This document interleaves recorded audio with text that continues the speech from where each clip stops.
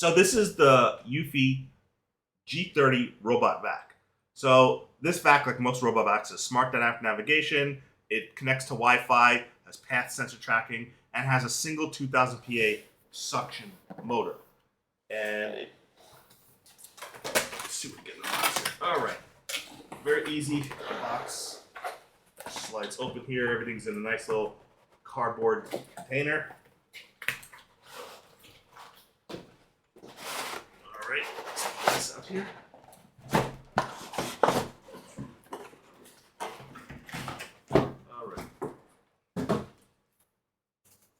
Well packaged, well protected. You got your little quick start guide, your little manual. Welcome to your new vac.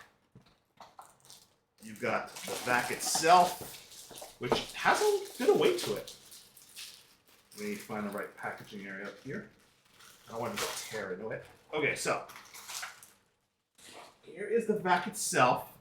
It's rather large. It has quite a bit of weight to it, but which is kind of nice. And look at the size of the wheels. These wheels are a little bigger than I thought they'd be. Look how big these wheels are. Now, with these wheels and how springy they are, being this large, this should have no trouble going over the lip between a hard floor and a carpet. Because look at that springiness. That is going to allow it to go over surfaces with an incline where it has to switch surfaces. So that's a nice little touch right there. I was really not expecting the wheels to be so big. And they're nice, thick rubber wheels, too. So that's a nice feature. It says, obviously, switch on before use. That seems kind of obvious to me. You got your play pause button, the plug button, and I think that makes it tell it go back to the charger. And I really like the look of it. It just really looks very slick. You've got an on-off switch, which is telling you to switch it on over here.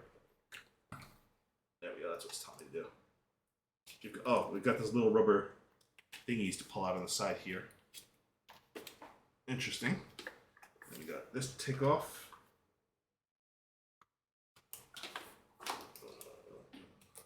Okay. Oh. I like the way everything's tabbed. Everything's tabbed to come off easily. That's kind of nice. I don't want to turn it on with my fingers touching the bristles, but you can see this appears to be the front rotating wheel. And you've got sensors over here. You've got the little bristle brush right here. Nice little bristle brush with both the silicone to scrape the floor and then the bristles. And yeah, pretty nice looking and heavy. Let's see, is this the tray? Let's see, where's the tray here? Okay. Test this out here. What do we have here? Oh, look at that. Bumper detection. That's how it bumps into something and it knows to move on and move it and change directions. Bumper detection. Pretty slick. You've got your tray in the back. Here's your little tray. Not too big of a dustbin tray. Easy to empty out. Probably, I wonder how much, I'll let you know how much it can collect, how much dog hair and stuff like that. I'll answer that question right now. Okay, so the tray goes in and out. Now, when you pull the tray out, there's a little latch right here. You have to pull the latch out, but also you have to, it slides back in. This wheel right here is plastic. It's not rubber. It rotates quite a bit, though, like that. And then it has another little tiny wheel right here, which you can barely see. Super, super tiny wheel that is also plastic. All right. So, what else do we get in the box? You get little spin brush attachments. So these, I'm trying to see where would these attach to. Would you use these instead of this or with this? That's the curiosity here.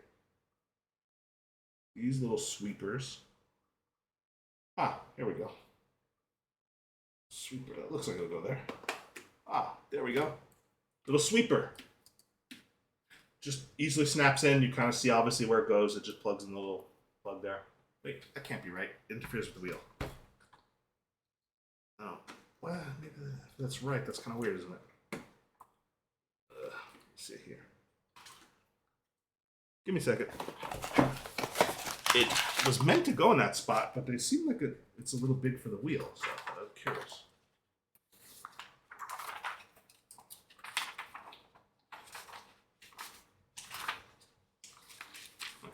That's a rather large manual. Okay, anatomy of the robot vacuum. You get your anatomy for it. Happy Monday. So, no, it is, that's right. It does go there. It says it goes there. Okay, so I guess when you place it on the ground, because the bristles angle down, when you place it on the ground, the wheel comes up to where the bristles are not going to hit the wheel. Yeah, okay, that's the way it works. See? All right, so that's the right place for it. It wouldn't, upside down though, it looks like it hits the wheel, but it doesn't when it's sitting down. And then it gives you this is a spare, in case you need a spare. Path tracking sensor is right here. This is the path tracking sensor, which maps it as it goes across the floor and develops the mapping pattern. So it says you want to place the charging base on a level surface against the wall. Make sure there's 3 foot clearance on all sides of the charging base. So showing you the charging base here next. Not that big of a charging base, pretty narrow. So you're gonna want to set this on the floor like it says, have it plugged into an outlet. You're gonna want to make sure you have 3 foot clearance on all sides, front and sides, and kind of keep the back up against the wall, so that way the vac can navigate its way back onto its clearing base when it's done vacuuming and it starts charging. Hey Candy, how you doing? So, then of course it includes a little filter.